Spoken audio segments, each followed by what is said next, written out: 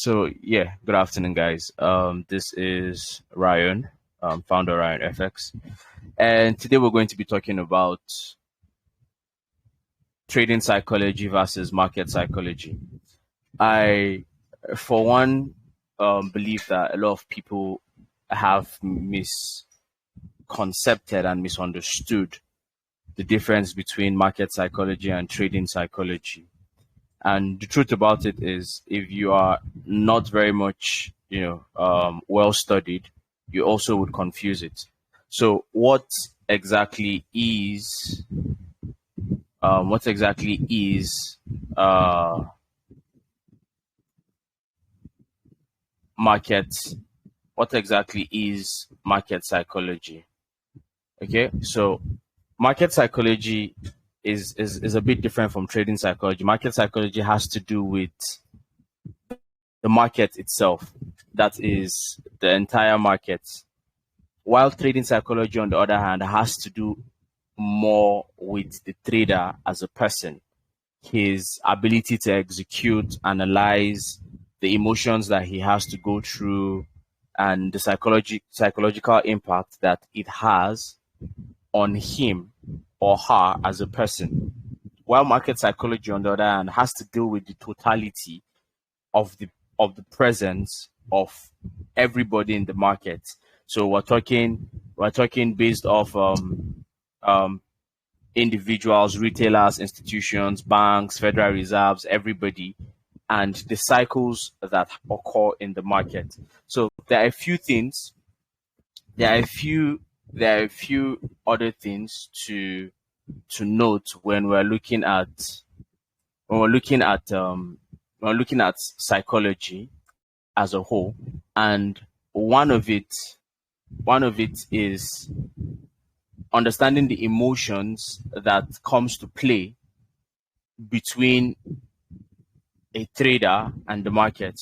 So this is one of the easiest ways to break it down. Okay, so when we're looking at trading psychology, we want to focus more on the emotions that a trader faces. Okay, so we're looking at things like fear, greed, hope, regret, and ego. Those are like the major um emotions that a trader faces. Every human being basically faces these things, and somehow they leak into whatever you do. Okay, they leak into your trading, they leak into your everyday life, they leak into your businesses, whatever the case may be. Per se, they are always going to be present there, for as long as it's not something that you've developed, or you've gotten control over in any type of way. Now, another thing also that is necessary for us to also understand is how can one defeat these these emotions, okay, when it comes to our trading psychology. Now, because trading psychology is more or less from the trader side, okay, and how he allows his emotions and everything, influence his decision making, discipline, and behavior in the market. The one way to actually fix it is going to be to focus more on your psychology by journaling your feelings, your thoughts, whatever it is that you have faced as a trader, and put them down and say, okay, where could I be going wrong? Okay, for some people it might be discipline, for some people it might be patience, for some people it might be risk management, for some people it's not being able to detach their emotions from their trading. For some people is they are not just self-aware. So I'll use myself as an example. For me, at some point in time, it was discipline for me. It was hard for me to say I'm going to do this and stick to it. Patience for me was never really a problem, because I for one was a very patient person, or have been a very patient person, and I really don't have to force things. Yeah. Risk management, on the other hand, is where most traders suffer or struggle with risk management, because now um, they have to they have to constantly battle their their desire and hunger for more money and trying to tame, the greed that comes with it, and then now you want to trade more, use higher positions, and you want to keep, holding a position in loss because of hope. So all these emotions that I spoke about earlier on, like fear, greed, hope, regret, ego. It's funny how as a trader you'd experience them together. Like somehow they just happen almost at the same time. First it starts with fear. Okay. You enter a trade prematurely, and then now you're scared the trade is going to reverse and go back to your SL. Now you also don't want to lose money. So now there's this thing coming into picture now. There's greed. Probably you were even in profit when you took the trade prematurely, and you knew you took the trade prematurely, but instead of you to have left the trade, you're still sat in the trade. So now there's fear already, greed is present. Now you're hoping. Now the trade is going back into loss. But because probably the trade was called by a mentor of yours or by somebody, you have so much hope in the trade. For instance, you're using signals, or let's even say on you're betting on your own self. So now hope comes into the picture. Now you're expecting prices to reverse back into profit. You know, you're you're in a losing trade, and you know that this trade is not going to go well, but you're just giving yourself that hope that it's going to come back. Then the next thing that happens is regrets. Now prices are so far gone against you. You probably have removed your stop loss. Now you're losing more money than you're supposed to have lost. Now you decide to close the trade, but then something happens again. Greed comes back into the picture. So now you want to revenge trade. And now the reason why you're revenge trading is because of your ego. So your ego is like, I'm not supposed to lose this trade. I know my analysis was right. Why would I lose the trade? Why would I do this? Why would I do that? So now your ego is coming into play. The next thing you're experiencing now is you then have a pump of greed again coming in. So now you're now over leveraging again. So now you're doing a multiplier on your previous lot size because your ego is telling you you're right. And then you go into the market again, and then you get burnt out. So all these emotions together, they can happen to you in the span of a day, and it happens to the best of us. Now no one is going to tell you that they've mastered their emotions perfectly. The truth about it is you can't master your emotions perfectly to a point where you don't experience any sort of emotional turmoil or distraction at any point in time, because that's going to be a lie. It simply means you're then trying to say you've achieved robot status. You're not a machine, which is nearly to impossible for any human being. You could have emotions sprung out of activities from your day. You could wake up in the morning from a bad night and just have your emotions everywhere. You could be having a good day and something happens to a family member. You could be having a good day and your spouse triggers you or pisses you off that day whilst you're trading. It could be something. It could be a friend. It could be a brother. It could be family members. It could be any of these people. And the one thing I have seen with human emotions is it takes one emotions to activate other emotions. Like sometimes you just need to feel fear, or you just need to feel anxious, and fear comes in, doubt comes in, you know, loss of trust comes in. Sometimes you just need one thing to trigger it. So the truth about it is, the one way we can work towards managing our psychology as traders, our trading psychology, is to first understand best who we are, how our emotions work, what triggers us, what are the things that trading wise we have experienced that probably triggers emotions in us. For some people it could be taking a loss, and if they take two or three losses, it triggers something in them, probably like an emotional trauma that maybe has happened from another business or another venture before, and then they start to overtrade, or they get scared, or they get angry, whatever the case may be. So it is about understanding self when it comes to trading psychology. Okay, if you've watched this far and you're still following, don't forget to hit the subscribe button, and don't forget to leave a comment under this video, asking questions or whatever it is you feel like you want to know, and leave the thumbs up if you're also enjoying the video. So now the next thing that we're going to talk about is market psychology. Like I said, there's a big difference between market psychology from trading psychology. Okay. For market psychology, it is basically understanding what the market is. And for most beginners who might be watching this video, the market is a totality of the reactions and response of a bulk or a bunch of people or companies or government reserves or anything that you want to call it. But it is basically a reflection of the collective mind of every and all traders. Okay. Now, what is market psychology? Market psychology basically is a totality of the sentiment and behavior of markets, which is constructed by all the participants in that market at a given time. Okay. And this is one of the reasons why we can explain why the market moves and why the market consolidates or why it crashes or whatever the case may be, is because of the market psychology. Okay. So in terms of market psychology, we're not going to be looking at, the emotions that we face as traders, okay, but more or less we're going to look at some of the attributes that the market gives and creates for people in the market.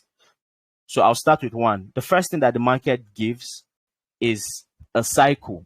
Now the market has a cycle on its own. It has a behavioral cycle. Okay. In that behavioral cycle, different things happen to traders within that period. Now, this can also affect your emotions as a trader and can affect your trading psychology. So let's use, for instance, what has been happening with the whole tariffs and uncertainties and wars and all of those things. These things create a time in the market. It creates a cycle in the market that reveals a lot of traders' bad habits.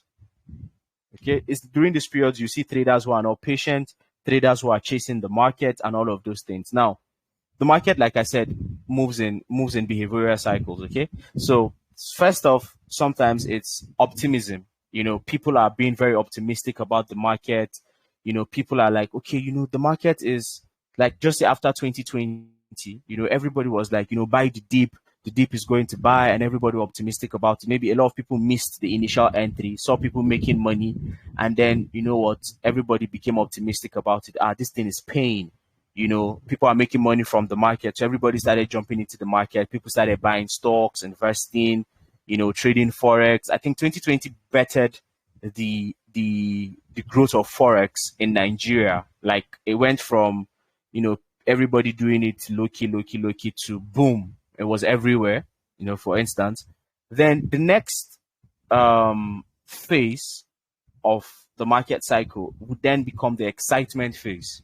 Okay, so prices are rising, confidence is building. So people who had bought at an earlier price are starting to make money. People who are just entering the market are also starting to see profits in return. So everybody is getting some sort of confidence, feeling very powerful in the market now. Especially for new traders, when the market is trending, all they need to do is support and resistance, and then they feel like, oh, they've understood what the market is going. In fact, I personally faced that as a trader in 2020, because the market just became bullish after the crash. The markets were trending. That was when I attained my first level of profitability, and I felt like, oh, I understand what this market was and everything. But then it changes, because now, in the third phase of the cycle, is where people then go into the euphoria. So now they start to feel invincible. Okay, so everybody's winning, everybody's making money, everybody's starting to live large. They feel like, they understand what's happening in the market. Their trades are clicking back to back. They've gone 5, 6, 7, 8, 10, 15 winning streaks, no losses. That is where the problem starts to happen. Now, if you can take what I've explained in trading psychology and put it back into each of these phases and cycle, you'll understand what is happening exactly to people. You see, from optimism, there was fear. A lot of people were scared. Would they make profit? Would they not make profit? But they were trying to be optimistic about it. Then at excitement, people got greedy. So now confidence is building. everybody is making money. Others who were scared before, who had fear in the of going into the markets, now have confidence. So everybody is getting what greedy. So people are now buying more, over leveraging. Then euphoria comes in. Now at euphoria, more greed comes in, more excitement comes in. So something is then happening now. So people are now having more hope, more confidence, more greed, and more ego. Then a break happens now. The market now during this period is where we refer to it as where the trend is moving. Then something happens during this period. The market dynamics and condition changes, and we slow down and we go into, if we are going to look at the market technically from this cycle, we go into a consolidation phase. So the market goes into a consolidation. So the market is ranging. There's a lot of liquidity kept by FOMO traders, the fear of missing out. So we see a lot of FOMO traders who didn't come in early enough come into the market now during this period, also trying to make profit of the market. Now, the market in this period have people who are smart starting to want to take profits of the market, but FOMO is holding up the prices because FOMO people are buying. So they put the market into a level of into a cycle of consolidation or a ranging market. Now, it's in this period where people feel like what they know should still work, but then every support gets damaged, every resistance gets damaged, and the market is just confused. Now, this period or this cycle in the market is then referred to as anxiety. So the market slows down, it starts to show cracks of traders who have not had very good trading psychology coming into the market. All their weaknesses start to show in the market. So you have people who might have made wrong entries. Now they are holding losses. People who should have taken profits are still looking for more profit. So all emotions now are present during this period. Now, the next thing that happens is doubt starts to come in during this anxiety phase. So the market is slowing down. So people are now starting to ask questions, what's going on? Oh, the market is not moving again. People are starting to want to take profit of the market. People are starting to want to withdraw their money from the market, probably run away. People who FOMO'd into the market are losing money. People are scared and people are like, why are people losing money? News lines as well don't even make it better. They start to drop news that creates more uncertainty. Now, people who FOMO'd, but because they have friends, colleagues, mentors who already bought at a very earlier price, do you understand, who entered the trade at a very earlier price, are still telling them, trust the market, hold on, this, that. So now hope comes into play from the trader's point of view. Now there's hope because they are in losing trades and they are holding their losses. Okay. Now, for the market, this period is a period of denial where traders are holding their losses and expecting a recovery to happen. Now, when this happens, a lot of them are just seated and just hoping. No plan whatsoever, no analysis to back why they should be holding the trade. Because most times, a lot of people who jump into the financial markets during the times of optimism and excitement really do not have enough knowledge. So now they are then in denial. Then the next thing that happens is the market starts to crash. So fear and panic comes into the market. Now it is in this period where your fundamental outlets fuel the market a lot with FUD. Now that's fear, uncertainty, and doubt. Now they start to pour a whole lot of news that would make people panic. Investors run out of the market. People are shorting the market, and then the market starts to crash. Now, after fear and panic, the next phase the market goes into is capitulation. This is the point where everybody just gives up. Personally, for me, during this period, I'm almost starting to feel like I'm at the point where I'm just like, you know what, I've given up. And I just want to see how the market plays out and what happens during this situation. You get it? Now, after that period, the next cycle that comes in is now despair or regret. Anyone you want to refer to as despair or regret. So market tanks out. People who didn't take their money off the market, people who didn't run, the market has bottomed out of them. They've been liquidated, and all of these things, all their money is gone and everything. Then the next two phases is where investors always come back into the market. So now, during this period of fear, panic, and denial and all of these things, mind you, people with the most money are the ones who crash the market, because when they also panic and they are pulling out hundreds of millions from the market, obviously your 1,000, 2,000, 3,000, 4,000, 50,000, 100,000 isn't going to hold them. They would flush the market.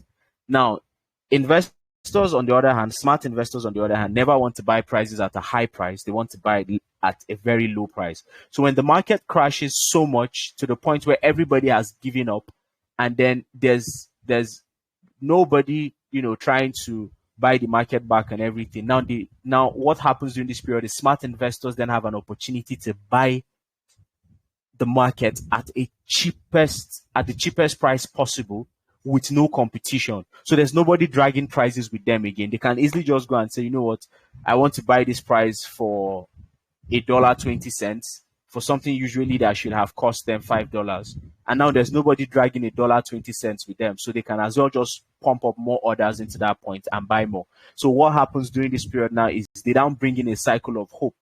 So smart investors, smart money starts to buy again.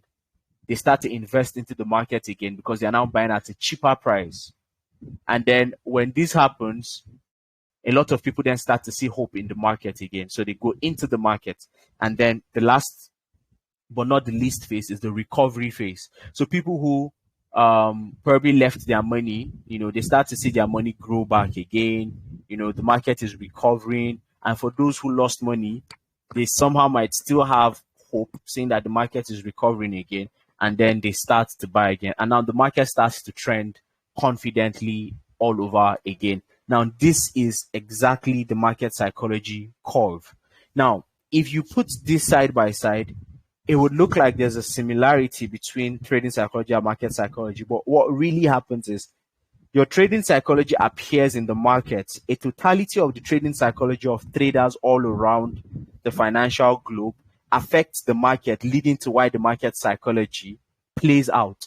At the end of the day, take for instance, if you were running towards a direction and you saw 300 other persons running away from that direction, would you still run to that direction or run away from that direction? The most common answer would be to run away from the direction, because you were coming and now you're seeing 300 people running away from there. It's going to take you to be crazy to go that same direction. So most times what everybody is doing in the market, or what the emotions that a bunch of people or a high number of people are experiencing at a particular point in time, would affect how the market would react at a particular point in time. Okay, if you're still watching and you've come this far, I hope you're enjoying the teaching, and don't forget to hit that subscribe button if you haven't, and don't forget to like and leave a comment, and also share to a friend of yours that needs to watch this and understand the difference between trading psychology and market psychology. Okay, so this basically is how the market psychology works. Okay, it's a curve. Basically, it goes round. This same thing I am saying right now happens over a period of time. It could happen over a period of 1 year. It could happen over a period of 3 years. And if only time would allow us, I clearly would have explained, used the chart to explain it. But let me see if I can use this to explain it. Okay. Okay, so sometimes this is what the market, let me just use this to explain. So this is optimism coming into the market here. Okay, this is optimism. Markets are starting to trend higher. Okay, market has broken lows and market is making moves. Excitement comes into the market. So this is excitement. This is excitement coming into the market. They see the market and rebound, and then starts to go back up. Okay, so now euphoria comes into the market, because now everybody feels like they now know where the market is going to. Okay, then the next thing that happens is the market then starts to slow down. Okay, so they come into a phase like this. Okay, so now people are stuck in this phase here. This is the market. So anxiety starts to come into the market. Market is not breaking previous highs. Okay, does break the previous high. Okay, people are like, okay, this is good for the market. Then it breaks these lows again. Then the market starts to act in this manner here. Okay, now next thing that's happening now is denial. So people who FOMO'd into the buys at this point are losing money at this point here. So now they so let me just let me shift this so we have more space. Okay, so people who FOMO'd into the market now are losing money. Okay, so now this is where the denial starts. They can't see clearly what is happening in the market. So now there's hope. It looks like prices is doing what? Is going back. All of them are then experiencing hope. They are holding their losses. They're like, okay, you know what? The market is coming back and all of this thing. And then it just stays here now. So now there's fear and there's panic. So what's going to happen now is people who are smart enough understand that the market now has entered a consolidation phase. You can see this. Okay, the market has entered a consolidation phase. So what then happens is they then start to tank. They then start to sell off their profits, and market starts to go like this. So fear and panic is finally starting to come into the market, and then all of a sudden, the market does what? The market starts to melt and crash. When this market starts to melt and crash again, everybody gives up. The market tanks, and then what happens when the market comes to a very low price? Smart money then comes back into the market with hope and start to buy back the market. So a recovery starts again and the trend goes back to normal. Now, if you look closely at what I have sketched out, technically, you just might see what we refer to as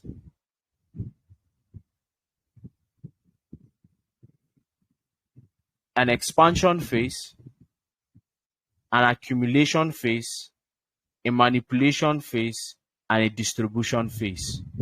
So these phases are present even in your everyday market. And when you look at your charts and you look at your trends and you go back, you'd realize that the market sometimes actually does move in this manner.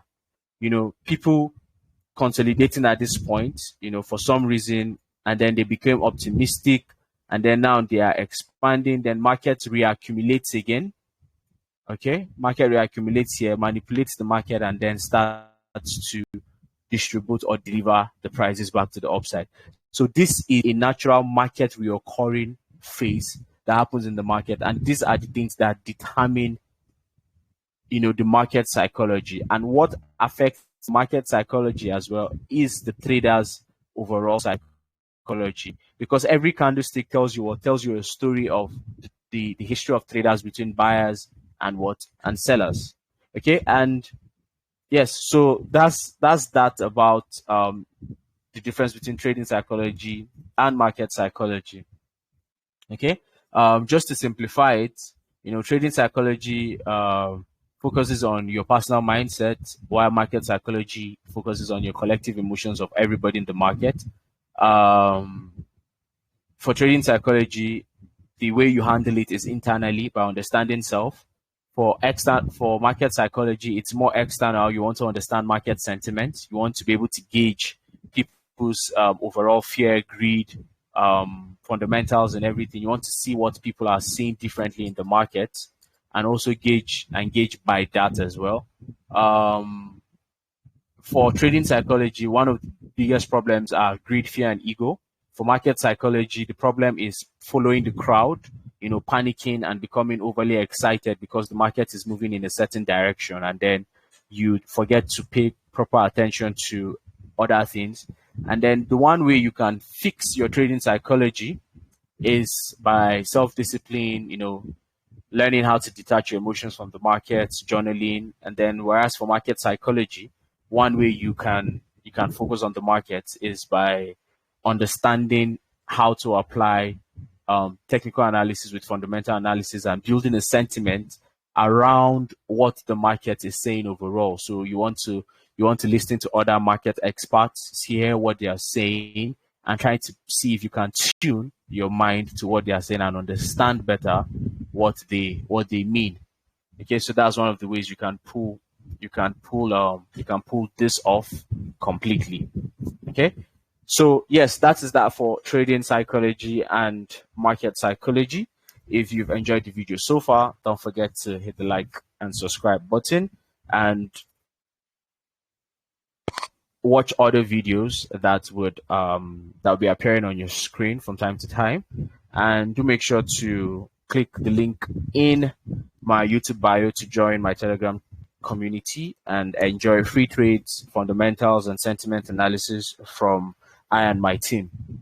Until next time, I'll see you guys, same place, same channel. It's Ryan for a reason. Bye, guys.